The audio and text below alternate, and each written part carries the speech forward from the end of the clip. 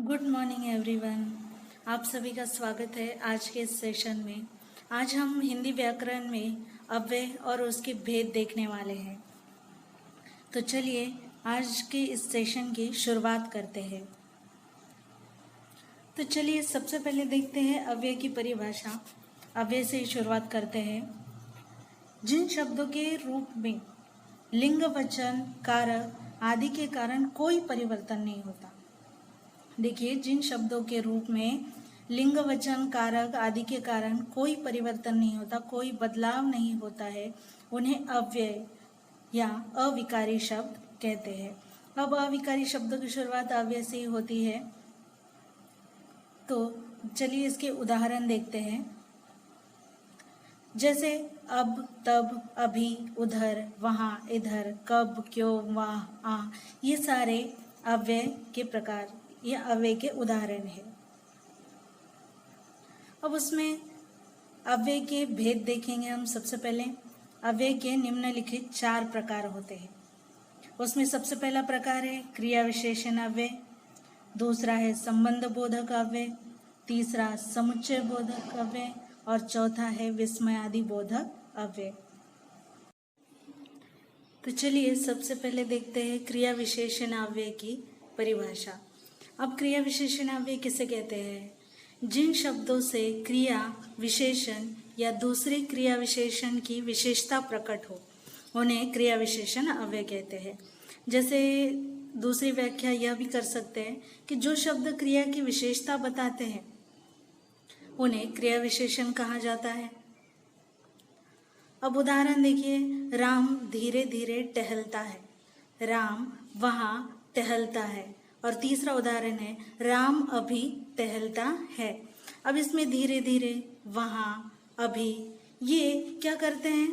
टहलने की ये जो क्रिया है उसकी विशेषता बताते हैं। अब ये क्रिया विशेषण अविकारी विशेषण भी कहलाते हैं।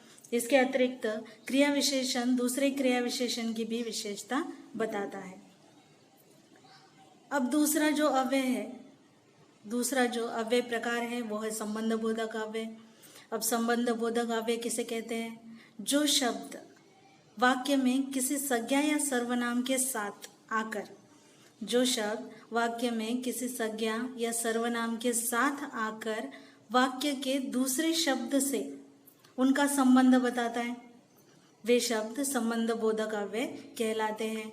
अब दूसरे शब्दों में अगर संबंध बोधक अव्यय की व्याख्या करें, परिभाषा करें, तो वो कुछ इस तरह होगी कि जो अव्यय किसी संज्ञा के बाद आकर उस संज्ञा का संबंध वाक्य के दूसरे शब्द से दिखाता है, उसे संबंध बोधक अव्यय कहते हैं। अब उदाहरण जैसे दूर, पास, अंदर, बाहर, पीछे, आगे, बिना, ऊपर, नीचे, ये सारे उदाहरण हैं। अब उदाहरण के तौर पर यानी वाक्य में अगर उदाहरण देखें तो वृक्ष के ऊपर पक्षी बैठे हैं, वृक्ष के ऊपर पक्षी बैठे हैं। धन के बिना कोई काम नहीं होता, मकान के पीछे गली है। अब इसमें पहले वाक्य में ऊपर, दूसरे वाक्य में बिना, तीसरे वाक्य में पीछे, ये सारे संबंध बोधक अव्यय है, क्योंकि ये वृक्ष के और पक्षी इन दोनों का संबंध ऊपर की वजह से बताता है। धन के बिना यानी धन और काम के बीच में संबंध बिना यह शब्द बताता है या यह अव्यय बताता है। और मकान और गली के बीच में जो संबंध है वो पीछे, यह अव्यय बताता है। अब तीसरा अव्यय का जो भेद है वो है समुच्चय बोधक अव्यय। अब समुच्चय बोधक अव्यय जो अविकारी शब्द दो शब्दों, वाक्यों या वाक्यांशों को परस्पर मिलाते हैं। जो अविकारी शब्द दो शब्दों, वाक्यों और वाक्यांशों को परस्पर मिलाते हैं उन्हें समुच्चय बोधक अव्यय कहते हैं।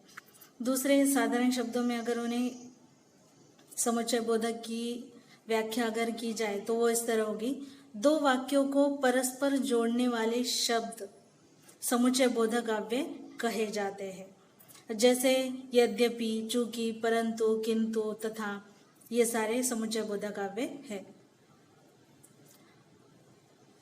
अब उसी के साथ साथ फिर से एक बार समुच्चय बोधक अव्यय की यहाँ पर व्याख्या दी है। दो वाक्यों को परस्पर जोड़ने वाले शब्द को समुच्चय बोधक अव्यय कहते हैं, यानी यद्यपि, चूंकि, परंतु, जैसे मैंने अभी कहा। अब उदाहरण के तौर पर देखिए, आंधी आई और पानी बरसा। आंधी आई और पानी बरसा। अब ये दो वाक्य हैं यहाँ पर। आंधी आई यह पहला वाक्य है, पानी बरसा यह दूसरा वाक्य है, और इन दोनों वाक्यों को और यह समुच्चय बोधक अव्यय जोड़ता है। अब उसी के साथ साथ जिस तरह दो वाक्यों को समुच्चय बोधक अव्यय जोड़ते हैं, उसी प्रकार दो शब्दों को भी समुच्चय बोधक अव्यय जोड़ने का काम करते हैं। उदाहरण, 2 और 2 4 होते हैं।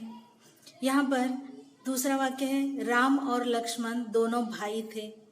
मोहन ने बहुत परिश्रम किया परंतु सफल न हो सका।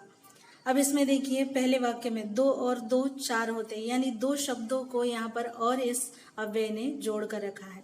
राम और लक्ष्मण, यहाँ पर भी दो शब्दों को और इस अव्यय ने जोड़ा हुआ है। और उसी के साथ साथ यहाँ पर मोहन ने बहुत परिश्रम किया परंतु सफल न हो सका। इसमें भी दो वाक्यों को परंतु यह समुच्चय बोधक अव्यय जोड़ता है। अब विस्मयादि बोधक अव्यय आखिरी प्रकार है अव्यय का। जो शब्द आश्चर्य, हर्ष, शोक, घृणा, आशीर्वाद, क्रोध, उल्लास, भय आदि भावों को प्रकट करे। जो शब्द आश्चर्य, हर्ष, शोक, घृणा, आशीर्वाद, क्रोध, उल्लास और भय आदि भावों को प्रकट करे, उन्हें विस्मयादि बोधक अव्यय कहते हैं। अब दूसरे शब्दों में, जिन अव्ययों से हर्ष, शोक आदि के भाव सूचित हो पर उनका संबंध वाक्य या उसकी किसी विशेष पद से न हो, तो उन्हें विस्मयादि बोधक अव्यय कहते हैं। अब इन अव्ययों के बाद क्या होता है, विस्मयादि बोधक चिन्ह लगाया जाता है। उदाहरण देखिए, हाय अब मैं क्या करूं, है तुम क्या कर रहे हो। यहाँ पर क्या है, हाय और है, ये जो विस्मयादि बोधक अव्यय है। उसके बाद अरे पीछे हो जाओ, गिर जाओगे, इसमें भी अरे यह शब्द क्या करता है, विस्मयादि बोधक अव्यय का काम करता है, यानी यहाँ पर यह अरे यह शब्द भय प्रकट कर रहा है।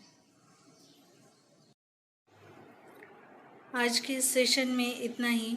बच्चों, अगर आपने सब्सक्राइब नहीं किया है तो पहले सब्सक्राइब कीजिए। धन्यवाद।